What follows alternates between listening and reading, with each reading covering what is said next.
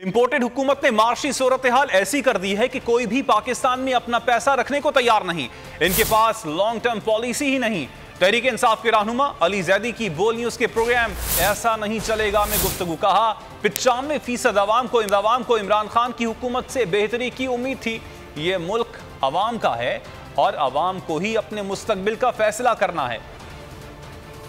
मांगती है स्टेबिलिटी।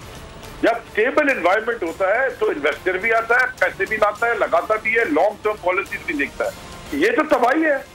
इनकी तो पॉलिसी कोई नहीं। कौन आप मुझे बताया ना, आज तो गाड़ी कोई नहीं खरीद रहा। इनकी तो हुकूमत का अगले हफ्ते का नहीं पता रहेगी कि नहीं रहेगी। इनसे बात कौन करेगा?